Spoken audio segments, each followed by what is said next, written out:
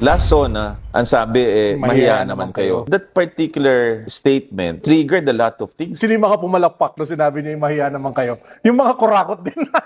Di Di ba? ba sa mga Congress, sino din yung nagtayuan at nagpalakpakan? Yung mga walang iyayan. What happened do sa mahiya naman kayo? So, sabi nga ni former Secretary Ben Jokno, ito moment of truth. What happened right now after nasabihin mo mahiya naman kayo? Ano yung ire-report ng presidente? Anong i-report ng presidente this coming SONA? Which is why may rally ngayon. Sensa. Nagsabi si Boying Remulla, si Ombudsman, na magpapaulan daw sila ng kaso, I think this week or next week. Yeah. Kasi ito lead up to the SONA. But those na unang nakita sa Blue Ribbon, sila ngayon ang exonerated eh. At sila pa yung mga state witness, sila Bonoan. Parang sa akin counterintuitive. Oh, kasi sila yung nag-decide on the budget of 2025 which has been recognized as the worst budget in Philippine history. And yet, the one at the helm ng DPWH, siya ang magiging state witness. But Pag ganun ka na lang. parang mapapaganon ka na ikaw nag-approve ng contract na yon and you become the state witness. Yeah. Kung hindi ma-resolve yung flood control project, that's a big problem for the president eh. Kasi that will establish yung credibility mo in terms of accountability, transparency, and integrity. And it will stay in his legacy for decades to come. Exactly. Siya pa naman na nag-initiate nun. Coupled with that, napakialaman pa yung healthcare. Sa akin, bilang doktor, ang tanging yaman na lang natin ay hindi magkasakit eh. May pera naman, may batas naman to support that. Ginalaw pa yun eh. Para bang hindi na nakontento sa flood control, pinakailaman pa yung kalusugan. Sa nakikita po ng tarot sa ating gobyerno, pakita mo po sa akin, ito po ay ang ating gobyerno ngayon. Ano daw po, ang dami po nagre-request, Madam, ano mangyayari, ano nakikita mo? Ito na po, atin na pong babasahin. Pakita mo sa akin ang gobyernong ginagalawan ng Pilipinas. Lahat, pati ang mga tao at kung ano ang sitwasyon.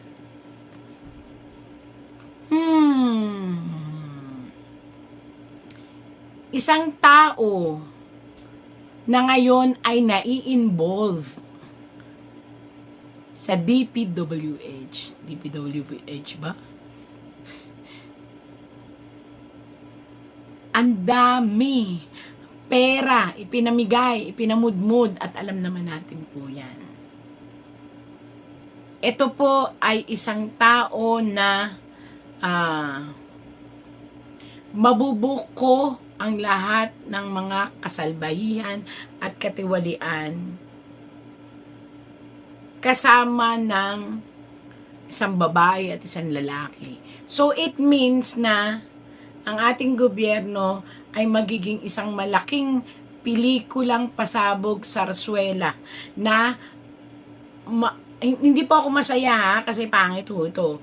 Kaya lang, natatawa ako na para itong isang pelikulang sarsuela ng isang bansa kung saan mabubuko na po ang lahat ng mga tunay na may katiwalian, ma-expose po ang tunay na division ng pera saan napunta. At ito po ay magaganap at matutunghayan ng buong mundo. Ang isang katotohanan na tayo, kasi Pilipino po ako so tayo, parte ho ako ng gobyerno, na tayo ay naisahan, or tayo ay nakuhanan, or tayo ay nanakawan ng buong pagsisilbi ng taong ito sa kanyang posisyon. At ang taong ito po ay malapit na malapit sa presidente at sa asawa ng presidente. Ayan po. Ayan po yun po ang, kayo na po ang bahalang magano kung sino yan. At ito, wag lang pong susuko ang buong mamamayan para alamin ang katotohanan,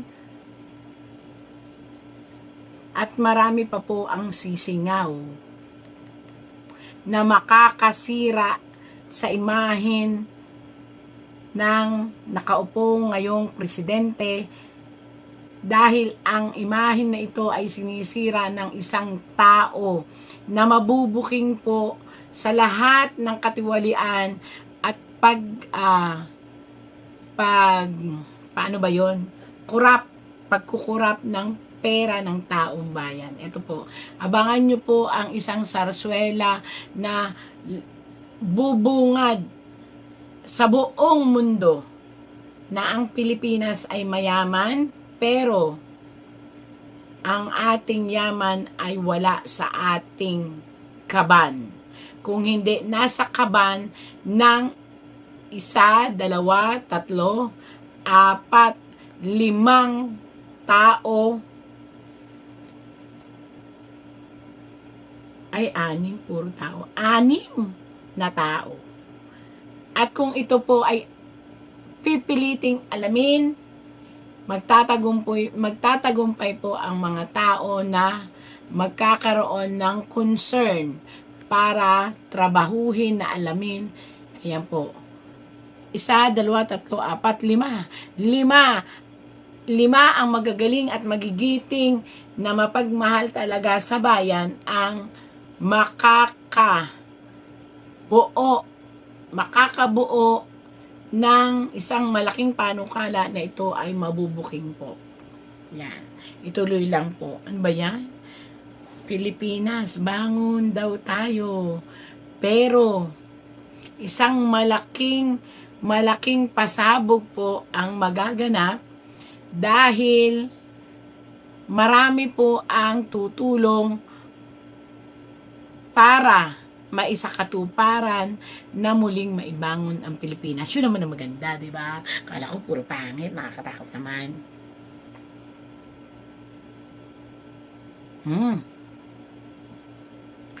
Sino ito? Nanganganib ang buhay, kinakailangang bantayan ng mamamayang Pilipino ang buhay ng isang lumalaban. Ito po'y abogado. So, ayan, may nagtatangka ng buhay ng isang abogado na gustong ilabas ang katotohanan. So, natatakot ako kasi baka po ito na nag-iisip dahil mabubuking nga siya or mabubuking kung ano pang ginawang mga kasalbahihan.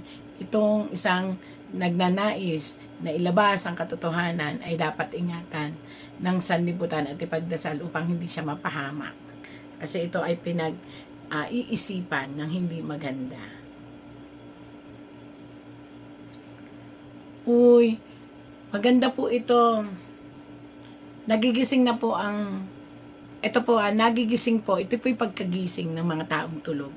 Nagigising na po ang mga taong tulog at nais nilang tumulong dito sa isang abogado na ito para itulak sa kamera o itulak ang isang batas na nagpapatupad, nakakalkalin ang lahat ng negatibo dito sa unang lalaki na nakita na malapit sa ating presidente at ating ginang presidente. Lahat may mga taong magigising para makalkal kung ano man yun, kung ano man yung irregularidad na nagawa ng lalaking iyon, at kung ano man ang paraan para mabunyag, ang dapat mabunyag. Yun po yung mabubunyag lahat. Kahit ano pong pilit pagtakpan nung lalaki na una, ito yung unang lalaki, nasaan na ba yun? Unang lalaki, ito, yung unang lalaki ng tarot kanina, kahit ano po ang gawain niya, wala na po siyang magagawa kung hindi harapin na lang niya ang batas. Dahil marami na ang maglalabasan at marami rin ang titistigo laban sa kanya. Ayan.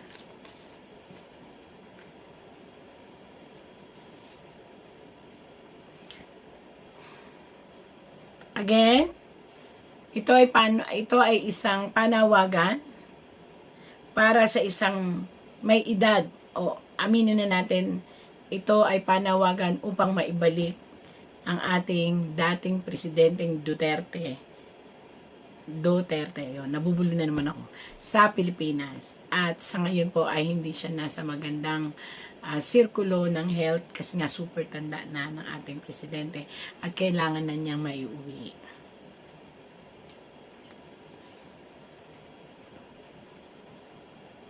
may lalabas na mga testigo, may lalabas na mga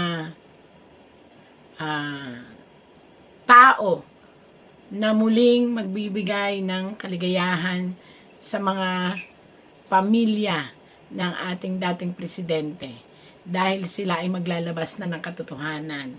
Sila ay magbibigay na ng katotohanan, walang kasalanan ang dating presidenteng Duterte. Yan.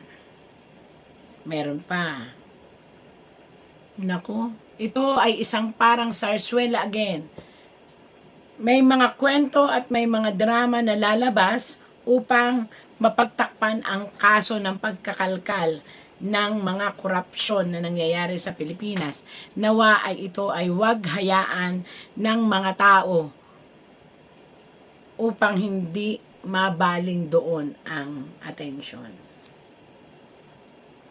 Manindigan daw, yan. Paninindigan na nakabaliktad, ngayon ay kinakailangan ng harapin upang ang inang bayan, ito yung inang bayan, yung matanda, upang ang inang bayan ay hindi maubusan. At mangyayari na po yan. Ito po ang sinasabi ko noon, nagtarot ako, huwag nyo nang pakialaman ang pamilyang Duterte dahil sila ay nasa linya ng sinasabi nating universal power. At yung universal power na yon ay tutulungan ng katotohanan. Kasi sa katotohanan yun, makakalaya ang sambayan ng Pilipino upang muling makakuha tayo ng hustisya na mamamayang Pilipino sa kagipitan. Ayan. Ibig sabihin, lalabas na kung nasaan po ang pera ng ating gobyerno. Kung saan napunta. At dire-diretso na po yan. Mabubuking na po yan. Kung sino-sino, saan napunta, anong mga sangay ng gobyerno.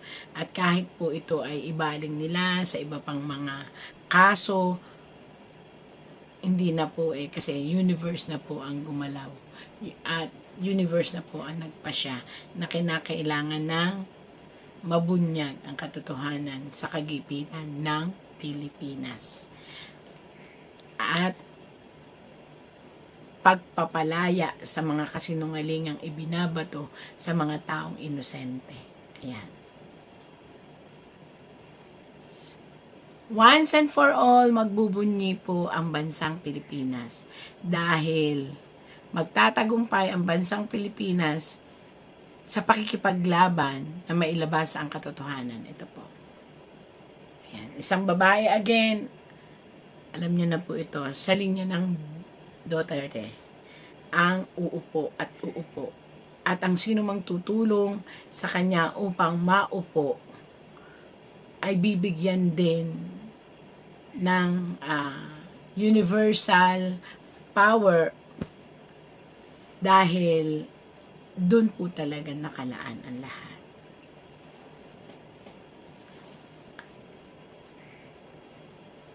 May mga mabubuting darating po Parang ano to parang ano yung attraction of good energy. May biglang magsusulputang mabubuting senador, congressman, at magsasama-sama para ayusin na po ang bansang Pilipinas. Siguro ito na yun. Yun naman po ang nakitang magandang and mahil ang puso ng bayang api. Para kasi kumalabas dito, alam niyo kung bakit bayang api? Hindi maipakita ng ating gobyerno noon at ngayon kung nasaan talaga ang puso ng mga nagseserbisyo. Kaya ang puso'y duguan. Ito po ay ang bayan natin, ang mamamayan. Hindi alam saan ba talaga sila nagsuserve. Nagsuserve ba sila through money? Para sa sarili lang nila o talagang para sa bayan? Yan, kaya tatlo po yan. Ako'y tagabasa lang ng tarot, again and again po. Ang tamaan ay huwag magagalit. Ako interpreter lang. Sana po maunawaan ninyo na itong pusong ito ay naghahanap ito ng katiwasayan, kaligtasan. Ito po yung mga mamamayan na nagtatanong ang puso nila. nasaan ang puso ng mga tao nagseserbisyo sa gobyerno. Ito ba'y para sa bulsa nila? Para sa pang-personal? O para talaga sa mamamayan? At ito pong tatlong itong katanungan ay sasagutin at tutulungan muling. Bakit nakabaliktad po? Kasi magulo pa po eh. Pero sabi nga, may rainbow. Muling sisigla sa pamamagitan ng mga taong nakaupo na magigising na sa katotohanan, na labanan ang korupsyon at kalkalin ang katotohanan. Pag ipinagpatuloy po na mabubuting puso na yan na congressman at senador na pagsamasamahin na talagang mabunyag na ang matinding sakit ng korupsyon ng Pilipinas, maniwala po kayo, magtatagumpay po at muling babangon ng Pilipinas.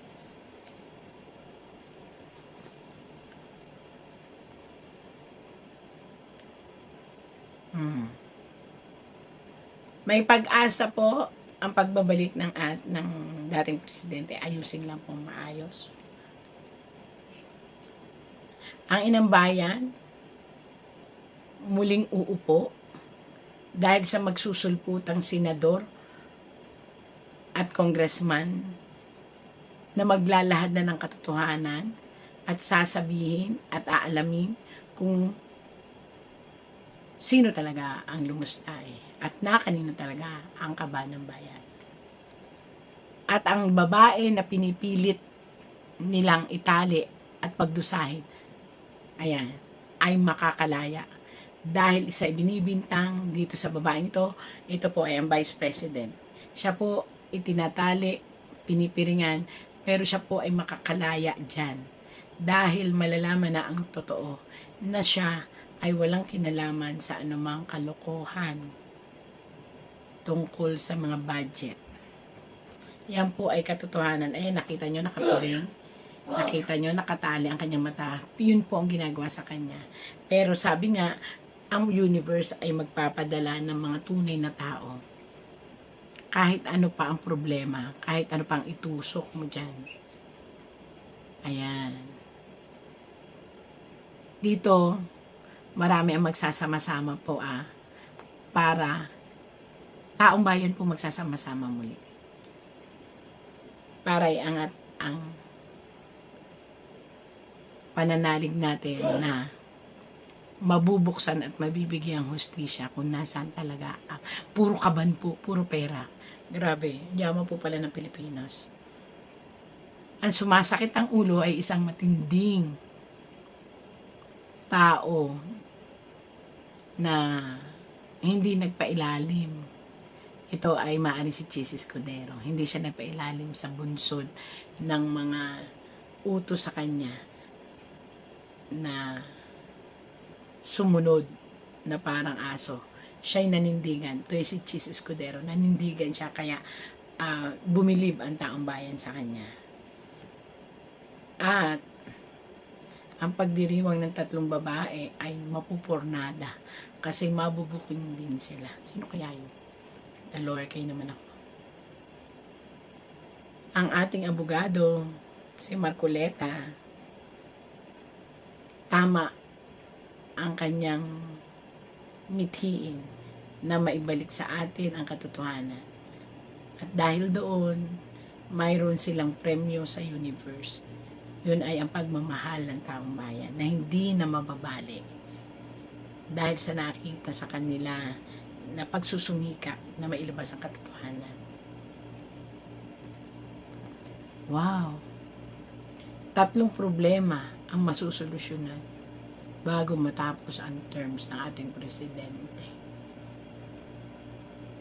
Bakit masusolusyonan?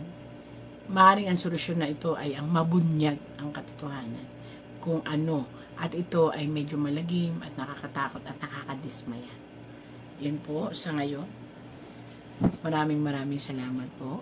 Upang tayo'y maging malayang totoo dito sa ating bansa, kinakailangan pa ang INC at kinalimutan na tayo ng mga dating nakatayo rito sa entablado at sinasabing mahal nila ang bayan. Subalit sila ngayon ang naging mandarambog, magnanakaw ng pera ng bayan.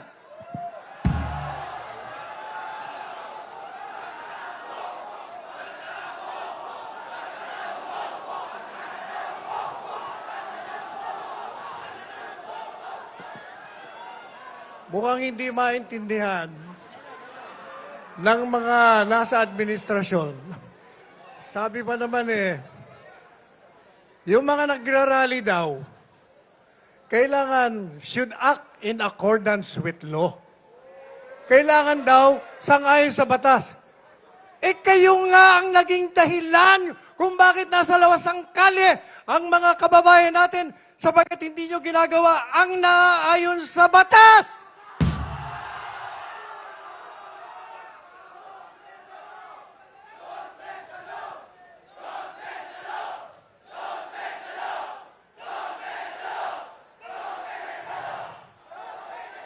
Hindi nila naiintindihan. Sabi niya, bakit selective justice?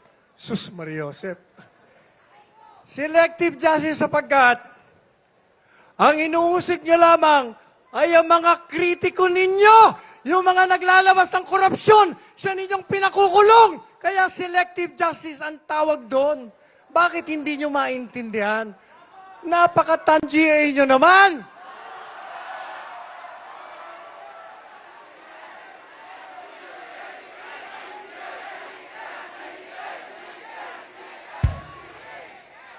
Pangulong Marcos Jr., biro mo, kating-kati ang kanyang paa.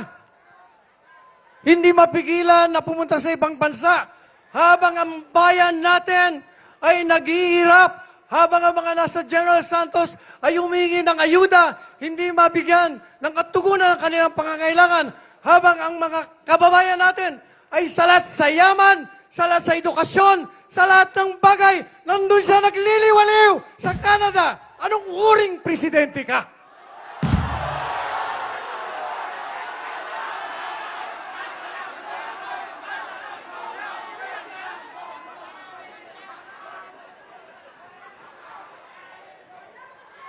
Tatapusin ko, maikli lang, sasabihin ko. Sa wikang dayuhan, alam niyo ba kung ano ang pinakamataas na batas? Sa wikang dayuhan, sinasabi, Salus populi est suprema lex.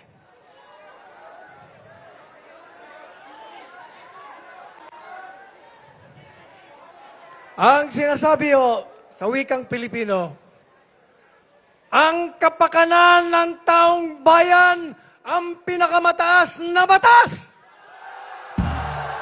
At kung inihingi ng taong bayan na ang pamahalaang iniluklok ng mga kababayan natin ay kinakailangan ng bumaba sa kapangyarihan, yan ang pinakamataas na batas.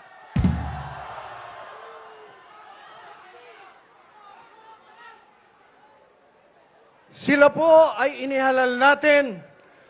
Sa ngayon sa saligang batas, isa lamang ang pangunahing layunin ng isang pamahalaan. Tayo ho ang lumikha ng pamahalaan. Ano ba ang layunin? Sa ating konstitusyon, nakalagay doon, the primary purpose of the government is to serve and to protect the people. Ang pangunahing layunin ng isang pamahalaan ay pagsilbihan at bigyan ng proteksyon ang mga sambayanang Pilipino na lumikha sa pamahalaan. Tayo ba ay pinagsisilbihan nila? Tayo ba ay binibigyan ng proteksyon? Sila ba ay nagkakamkam ng kayamanan natin? Sila ba ay nagpapahirap sa taong bayan? Sila ba ay lumalawag sa batas? Hanggang ngayon, hindi nila alam yon. Nalalasing sila sa kapangyarihan. Nagpapakasasa sila sa pawis ng mga kababayan natin. nagliliwaliw. Alam po ninyo, sa aking pagtatapos, may naalala akong natutuhan ko sa UP College of Law. Alam niyo kung ano? Sa wikang dayuhan ang sabi ganito, "For whom the gods wish to destroy, they first make mad." Ang mga tao, ang mga politiko, ang mga nasa kapangyarihan na gusto ng mga Diyos ng tadhana ay ibaon at ilibing sa lupa. Sila ay nilalasing muna sa kapangyarihan. Kaya, sapagkat sila'y nasa kalasingan ng kapangyarihan, ang mga Diyos ng tadhana ay ibabaon na sila.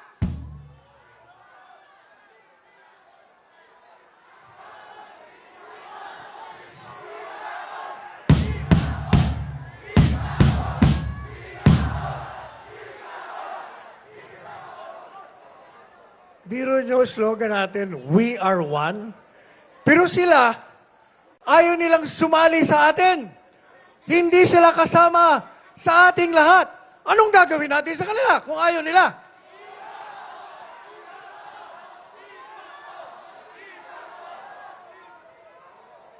Kaya mga kababayan ko, marami pong salamat sa mga kapatiran ng Iglesia ni Cristo sapagkat itong kapatiran na ito ang nagpakita ng pagkakaisa. Yan ang panawagan nila mulat sa Paul.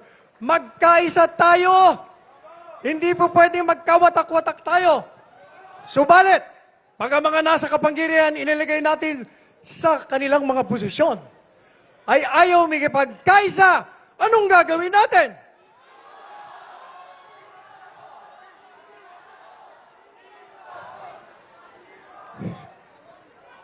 Hindi lang ibaon, ililibing natin.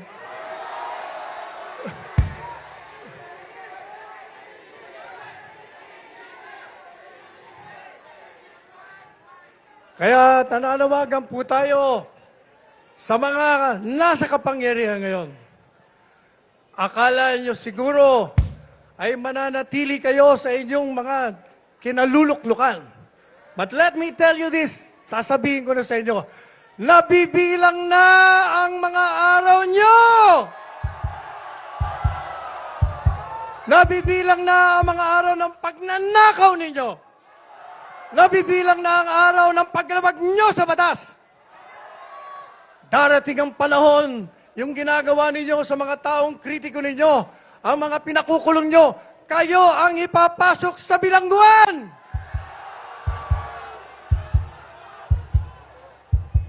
Kaya, manalangin po tayo. Sana magbago pa sila. Sana magkaroon ng pagbabago ang kanilang mga kalooban. Sapagkat pag hindi, maniwala kayo't hindi matatapos ang buwan na ito. Matatahimik na tayong lahat sapagkat sila'y mananahimik na.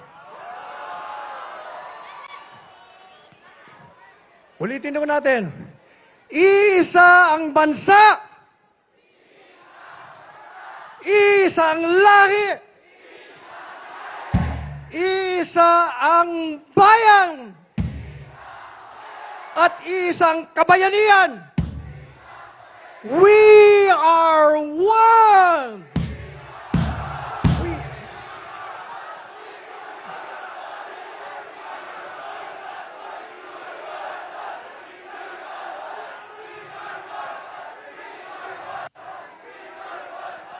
Bago ako umalis, bago ko makalimutan, kabuti ko pa pinapaabot ho ni Presidente Duterte ang kanyang mainit na pagmamahal sa kapatiran ng Iglesia ni Cristo at sa lahat ng mga kababayan na hanggang ngayon ay sumusuporta sa Kanya. Maraming salamat, mga kababayan. We are one! Thank you.